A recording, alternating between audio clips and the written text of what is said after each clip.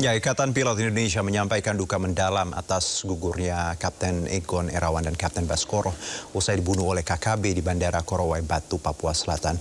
Ikatan Pilot mengecam dan mengutuk keras tragedi penembakan tersebut.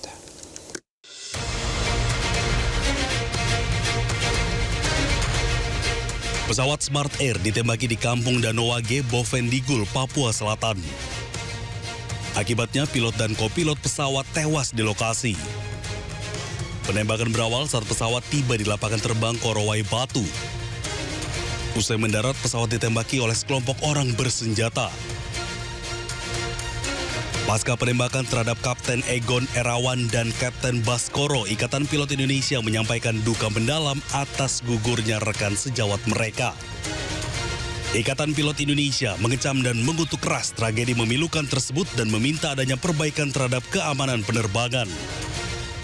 Pilot sebagai pengemban tugas tersebut wajib dilindungi oleh negara dalam melakukan setiap tugasnya, termasuk infrastruktur penerbangan di dalamnya, yaitu bandara yang merupakan objek vital nasional yang harus dilindungi dari segala gangguan keamanan.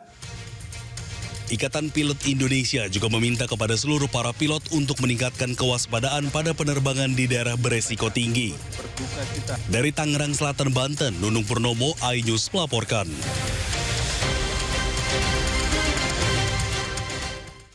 Dan pemirsa, untuk membahas tragedi pesawat ditembak di Papua yang menyebabkan 2 pilot meninggal dunia, kita sudah terhubung dengan pilot senior Kapten Rudi Roro dan juga pilot sekaligus ASN Kejaksaan Republik Indonesia Kapten Hendrik Clinton Hutapea. Selamat sore Kapten Rudi, Kapten Hendrik. Selamat sore, Mas. Ya, terima kasih sebelumnya dan kami juga turut berduka atas kejadian ini. Ini jadi wake up call untuk kita semua ya, Cap, bahwa tadi pilot harusnya punya negara hadir seperti itu untuk melindungi penerbangan khususnya di daerah-daerah yang rawan seperti itu. Saya izin ke Kapten Rudi terlebih dahulu. Cap, kalau kita bicara soal negara hadir, apakah kita pantas atau bisa blaming untuk ke pihak-pihak tertentu yang bertanggung jawab terkait hal ini, Cap? Baik, sebelumnya saya mau menyampaikan rasa duka cita simpati yang sedalam-dalamnya kepada korban dan keluarga ya. Tidak ada tugas yang sebanding dengan nyawa. Baik. Saya pikir sekarang kalau masalah blaming itu akan susah, kita akan mencari jalan keluarnya. Tapi yang paling penting adalah bagaimana solusi terhadap situasi ini. Harus dicari akar permasalahannya. Kalau masalah keamanan saya pikir itu urusan negara ya. Tapi mungkin saya sedikit highlight bahwa situasi ini sudah berubah. Apa yang kita lihat saat ini bukan sekedar kriminal biasa gitu, melainkan pergeseran pola konflik di lapangan. Ya, hilangnya kode etik. Ada kode etik yang tak tertulis ya dulu itu ya, bahwa selama puluhan tahun lah pilot itu dianggap sebagai sosok yang netral dan suci karena mereka adalah urat nadi kehidupan. Namun sekarang ini separatis mulai menjadikan warga sipil dan pelayan publik seperti pilot juga sebagai instrumen tekanan politik atau soft target. Eskalasi ketegangan politik, kehadiran pilot di daerah tempat terpencil itu sekarang disalahpahami oleh gerakan separatis ini. Dan mereka merasakan bahwa pilot itu adalah representasi kehadiran negara di sana, padahal mereka adalah urat nadi daripada kehidupan. Jadi kalau kita mencari akar masalahnya, kompleks banget, sangat kompleks saya pikir. Baik, tapi Cap, kalau Anda tadi menyebutkan bahwa polanya bergeser, mungkin orang-orang separatis tadi melihat pilot sebagai representasi negara, seperti ya, Cap. Apakah menurut Anda negara harusnya punya perlindungan ekstra? Karena tadi kan kita lihat mereka terbang di daerah konflik, plus juga adakah Anda melihat unsur kelalaian dari negara melindungi warganya, Cap? Saya kira ya wajib, negara harus sangat wajib melindungi. Apalagi itu akses vital ya, untuk pembangunan masyarakat ataupun di sana. Itu dan di dalam aturan pun itu ada peraturan yang apa namanya wajib negara melindungi. Saya pikir kalau masalah hukum nanti Pak Jaksa Kapten Hendrik bisa menjelaskan itu masalah hukumnya. Tapi wajib negara melindungi seluruh anak bangsa itu wajib. Apalagi di daerah 3T seperti itu ya. Oke. Saya pikir wajib. Jadi tidak ada rumusnya dikatakan bahwa ada kelalaian atau apapun. Ya, baik. Saya ke Kapten Henry. Cap, kalau kita bicara negara hadir seperti itu ya Cap ya. Pilot kan mereka bertugas sebagai tadi penyambung antar pulau ya melalui udara. Plus juga kerap kalau ada kejadian pilotnya yang kadang ya Cap ya yang jadi sasaran misalnya kesalahan gitu dituding. Nah sekarang pilot jadi korban. Apakah kita juga berhak untuk meminta pertanggungjawaban kepada negara, Kapten Henry? Oke, sebelumnya saya mengucapkan bela sungkawa juga kepada keluarga yang ditinggalkan dan rekan-rekan satu profesi pilot yang tentunya mengalami duka yang mendalam ya, karena kejadian seperti ini sebetulnya penembakan itu bukan sekali dua kali terjadi dan ini akhirnya sangat sedih merenggut nyawa gitu ya. Dan kemudian saya di sini juga bicara melalui mengatasnamakan instansi atau organisasi tertentu. Saya secara pribadi yang mengamati dan juga saya memang pernah menjadi inspektur penerbangan di Direktorat Jenderal Perhubungan Udara. Saya berpendapat bahwa memang yang dibilang Kapten ya itu benar gitu. Memang negara itu harus hadir dan memang sudah diatur dalam Undang-Undang Nomor 1 Tahun 2009 tentang penerbangan, di mana pada pasal 323 di bagian keamanan penerbangan nasional, Menteri bertanggung jawab terhadap keamanan penerbangan nasional. Tentunya bukan Menteri secara langsung, Menteri punya Dirjen, yaitu Dirjen Perhubungan Udara. Kemudian Dirjen juga punya direktorat-direktorat lagi yang memang beririsan dengan hal keamanan penerbangan. Gitu. Dalam hal ini Direktorat Keamanan Penerbangan, dan kemudian sebagai penyelenggara bandar udaranya adalah Direktorat Bandar Udara. Jadi memang kejadian ini menurut saya ya harus evaluasi penuh ya, dan ini nggak bisa terulang lagi karena mau sampai kapan bandara yang sudah tersertifikasi internasional tapi masih ada kejadian seperti ini, artinya bandara tersebut belum certified untuk melakukan kegiatan penerbangan. Koreksi jika saya salah ya. Oke. Cap, saya ke Cap Rudy lagi. Cap, kalau kita bicara infrastruktur kan disebutkan tadi sebenarnya dalam Undang-Undang Nomor 1 ya Cap 2009 plus juga aturan internasional ICAO yang saya baca bahwa pilot sebagai pengembang tugas tersebut wajib dilindungi oleh negara termasuk infrastruktur penerbangan di dalamnya. Anda melihat bahwa kejadian ini juga ada unsur bahwa infrastruktur kita yang tidak layak dan akhirnya ya tadi sistemnya rusak dan jadi korbannya sipil gitu, Cap. Ya. Setuju, betul seperti itu. Jadi memang ya kalau saya bilang secara pribadi, jadi setengahnya pemerintah ini setengah hati untuk melayani masyarakat. Jadi harusnya infrastrukturnya harus dibangun dulu. Sebenarnya infrastruktur bukan masalah biaya aja, tapi adalah sistem yang harus dibangun di sana.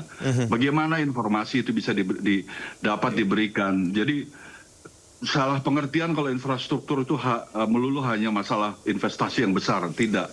Tapi bahwa kewajiban pemerintah untuk menjaga keamanan di sana, dimanapun yang ada di daerah pedalaman, itu benar-benar harus dilakukan dengan serius.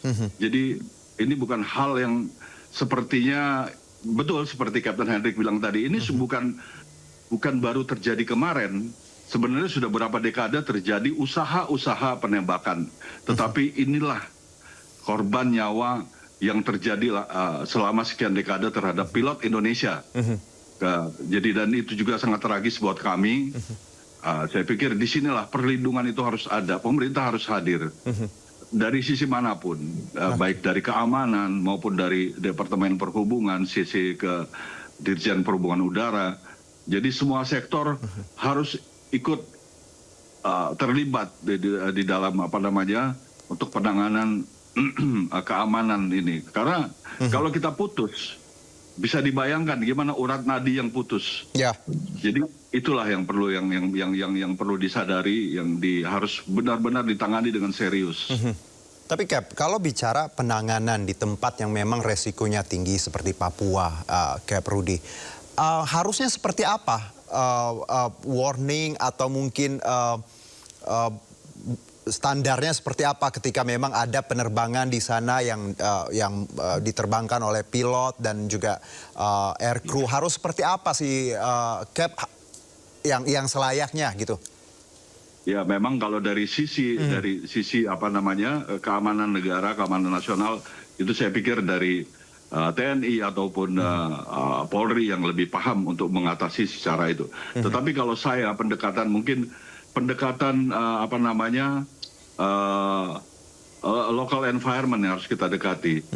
Sebenarnya masyarakat di sana pendekatan itu kita lebih baik dengan soft pendekatan yang secara soft. Saya salah satu contoh mungkin di sana ada apa namanya kepala-kepala adat ataupun gereja-gereja yang banyak di sana. Itu melalui pendekatan mereka menjelaskan bahwa pilot ini bukan wakil negara di sini. Bahwa mereka adalah membawa misi kemanusiaan kalau mau dibilang di sana. Bisa dibayangkan itu setiap penerbangan yang ada di sana itu isinya mayoritas adalah isi masalah kemanusiaan. Bahan makanan, bahan bangunan, obat-obatan, dokter, tenaga medis, semua gitu loh. Nah itu mungkin bisa melalui tadi apa namanya gereja-gereja ataupun kepala-kepala adat dijelaskan bahwa fungsi pilot di sini adalah bukan kepanjangan tangan pemerintah. Itu yang harus ditingkatkan. Kalau masalah keamanan negara saya pikir sudah bukan domain saya. Ada TNI, ada Polri, silahkan seperti apa untuk mengatasi itu. Dan undang-undang sudah ada, mau dirubah seperti apa. Tapi saya pikir ekspertis yang ada di sana itu bisa diajak berbicara. Bagaimana, karena tiap daerah environment-nya berbeda-beda. Oke, jadi pendekatan personal yang Anda sebutkan tadi ini cukup make sense ketika kita lihat kasus ini. Karena kan dalam kejadian ini yang dibawakan warga lokal ya Cap ya, 13 semuanya selamat. Tetapi karena tadi pilot dan co-pilot ini bukan orang lokal akhirnya ditembak. Jadi memang ada persepsi dari ya tadi gerakan separatis bahwa pilot adalah representasi negara. Padahal we got nothing to do with politics ya Cap ya. Itu ya saya ke Cap Henry lagi. Cap, ketika kita bicara pendekatan seperti itu, apakah Anda setuju bahwa memang harus ada pendekatan personal selain tadi kita bicara pengamanan yang layak untuk bandara? Anda sependapat bahwa harus ada personal touch dengan warga sekitar, bahwa pilot ini bukan politik, mereka tadi membantu dan netral lah seperti itu. Cap Henry. Sebenarnya memang itu menurut saya setuju, itu perlu. Cuman begini, yang kita tekankan adalah sebetulnya kembali kepada tugas dan fungsi sebagai seorang penerbang itu apa. Kalau harus ada pendekatan-pendekatan seperti itu untuk bekerja sebagai pilot di pedalaman, menurut saya harusnya itu bukan menjadi beban pilot pribadi sendiri untuk mensosialisasikan bahwa saya adalah pembawa misi logistik atau apapun gitu. Ya karena memang sebenarnya pilot dilatih hanya untuk terbang dengan safety gitu, mengantarkan misi. Jadi kalau misalkan harus melakukan hal yang tadi saudara bilang ya menurut saya kurang kena di saya gitu. Oke, jadi seharusnya negara yang menjamin ya Cap Hendrik ya. Yang idealnya adalah negara menjamin adanya fasilitas dan keamanan penerbangan yang layak sehingga bandara tersebut layak dibuka. Jika memang bandara tersebut tidak layak, ya berarti belum bisa dibuka gitu. Cuman memang dilemanya adalah ya nanti akan berembet ke dampak ekonomi seperti itu. Oke, lalu Cap Henry, kalau ini kan sudah terjadi seperti ini, evaluasi apa yang harusnya dilakukan baik itu Menteri, Dirjen dan juga pihak terkait? Karena tadi sebenarnya Papua Selatan ini cukup aman sebelumnya. Saya juga berbincang dengan Kapolres kemarin bahwa ini Papua Selatan datarannya datar seperti itu, tidak perbukitan dan belum ada case seperti ini sebelumnya. Anda melihat bahwa apa yang harus jadi evaluasi ke depannya untuk bandara-bandara lain di Papua, Cap Hendrik? Ya, kalau menurut saya evaluasinya adalah peningkatan keamanan penerbangan. Ikuti aturan-aturan yang memang sudah diatur dalam ICAO, lalu kemudian Undang-Undang Nomor 1 Tahun 2009, dilakukan surveillance yang baik. Tentunya ya mudah-mudahan akan semakin meningkat safety-nya gitu. Tidak di luar dari kerumitan-kerumitan lokal ya. Kalau yang masalah pengalaman lokal, situasi lokal, tentunya Captain Rudy yang lebih pengalaman. Oke, Cap Rudy, kalau tadi kita berharap ya tentunya pemerintah punya tindakan lah seperti itu ya. Cap, bahwa plus juga sebagai pilot mungkin kita juga punya another way untuk menjelaskan ini kepada publik di Papua. Menurut Anda agar hal ini tidak terjadi lagi di Papua di wilayah manapun yang rawan, apa yang harus diambil segera tindakannya, Cap? Ya saya pikir seperti Kapten Henry bilang tadi, memang harus segera ditangani itu. Jadi kalau bandara yang tidak dianggap tidak aman dan tidak safe, ya udah harus tegas dinyatakan kita tidak boleh mendarat di situ. Jadi salah satu lagi yang harus saya sampaikan bahwa di sini untuk operator terutama tolong memberikan hak penuh kepada pilot untuk menolak penugasan atau kita katakan refusal of duty kalau dia anggap wilayah itu tidak ada informasi yang jelas dan tidak aman buat dia gitu loh. Nah ini makanya kan komunikasi antara bandara dengan dengan penerbangan itu harus terbuka sekali. Jadi di sana kalau udah ada clearance bahwa aman, baru ini, dan pilot bisa boleh. Jangan sampai pilot nggak ada keberanian karena menolak ya. Sebagai hal menolak untuk menyatakan saya tidak mau terbang ke situ karena menurut saya tidak aman. Jadi ini juga penting sekali untuk diperhatikan. Dan satu lagi yang saya tahu, sifatnya separatis di sana itu sangat mobile, mobile. Jadi bisa kejadian hari ini di situ, bisa nanti kejadian ada di mana.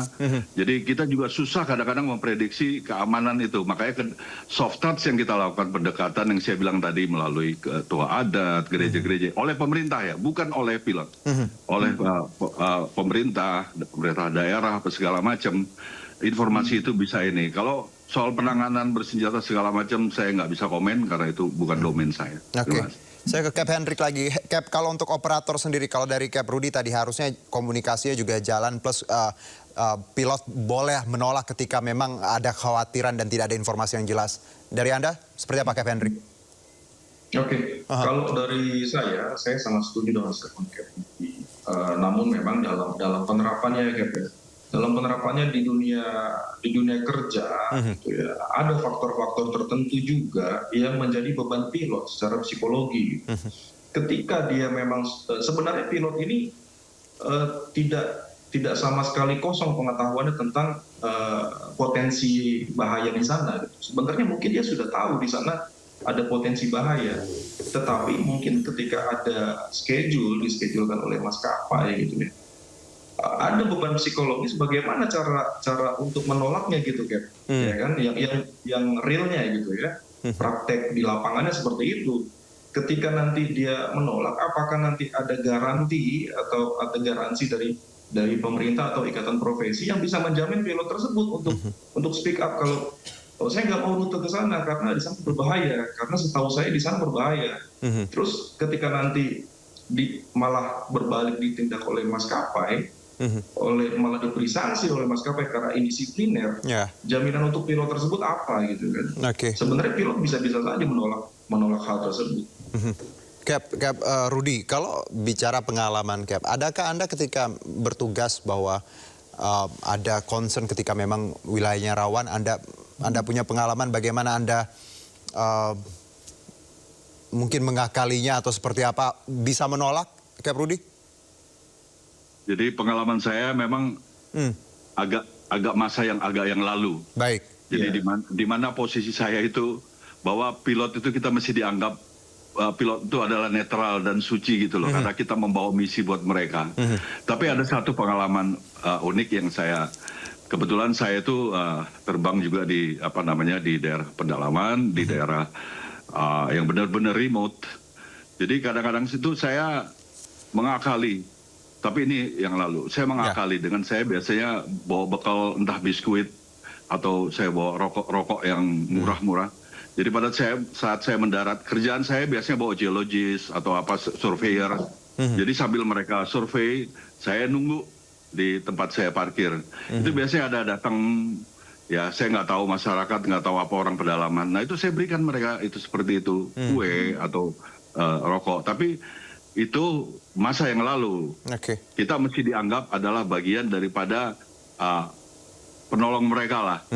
Sekarang sudah berbeda, sekarang sudah situasinya bergeser menjadi seakan-akan bahwa pilot datang ke sana itu adalah mewakili negara.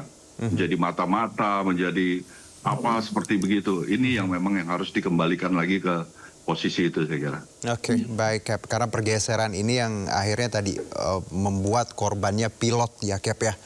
Beda dengan zaman Cap ketika tadi berkunjung ke wilayah-wilayah yang rawan. Mungkin terakhir saya ke Cap Hendrik bahwa ini sudah terjadi tadi Asosiasi Ikatan Pilot juga sudah menyatakan sikapnya ya dan meminta pertolongan juga kepada KNKP ya, Keamanan Penerbangan ini Komite Nasional. Cap Hendrik, ya ini tentu bukan hal yang ingin kita lihat ke depannya ya. Mau siapapun, pilot, polisi atau siapapun yang bertugas di sana ya dokter. Menurut Anda apa yang harus dilakukan menteri yang bersangkutan plus juga Pak Presiden? Cap Hendrik. Ya, kalau menurut saya mungkin terlalu jauh ya Mas ya. Kalau terlalu jauh itu kalau sampai ke presiden atau menteri terlalu jauh. Kenapa Mas? Beliau kan memang yang punya negara. Karena begini ya. Karena begini, dalam penerbangan itu, dalam peraturan penerbangan itu, jelas mandat-mandatnya itu sudah diturunkan kepada Direktorat Jenderal Perhubungan. Dirjen. Gitu. Direktorat Jenderal Perhubungan Udara. Dalam hal ini Direktorat Jenderal Perhubungan Udara punya 5 direktorat yang saling bersinergi. Dan yang saya tahu, mereka sudah punya program-program surveillance, pengamatan gitu, pengawasan. Yang itu pun sudah diatur dalam 1 tahun kalender gitu. Jadi sebenarnya saran saya ini pendapat pribadi ya. Kalau misalkan kita lihat Natal dan Tahun Baru, Captain pasti juga sering ada namanya ramcek ya Captain. Ada ramcek itu run inspection di bandara-bandara gitu. Ayo silakan ramcek di bandara-bandara yang seperti ini gitu. Jangan hanya bandara besar saja yang diramcek. Ramcek bandara-bandara kecil, lihat keselamatannya, lihat fasilitasnya gitu. Kalau bandara besar yang diramcek ya sudah bagus gitu, bandara besar itu sudah bagus. Gitu. Tapi silakan dicek yang bandara-bandara seperti ini gitu. Baik, Cap Hendrik. Cap Rudi, kalau tadi Cap Hendrik menyoroti Dirjen yang 5 yang harusnya bisa maksimal. Anda apa Cap terakhir? Kalau buat saya sih bahwa ini extraordinary event. Ya. Jadi saya pikir tidak berhenti hanya di kita berbicara berduka cita segala macam. Harus diselesaikan permasalahan ini dan ditangani dengan serius. Dalam hal ini ya tentu yang berperan adalah pemerintah. Saya mungkin agak berbeda sedikit dari Captain Henry bahwa saya pikir saya akan menghimbau mulai dari on the top, dari Bapak Presiden, dia tentu bukan beliau langsung, tetapi dia kan punya staff ke bawah, menteri, nah menteri punya dirjen, tapi kalau tidak dari atas sekali, ini saya agak meragukan masalah ini bisa diselesaikan dengan benar dan tuntas. Itu kira-kira Mas Yuno.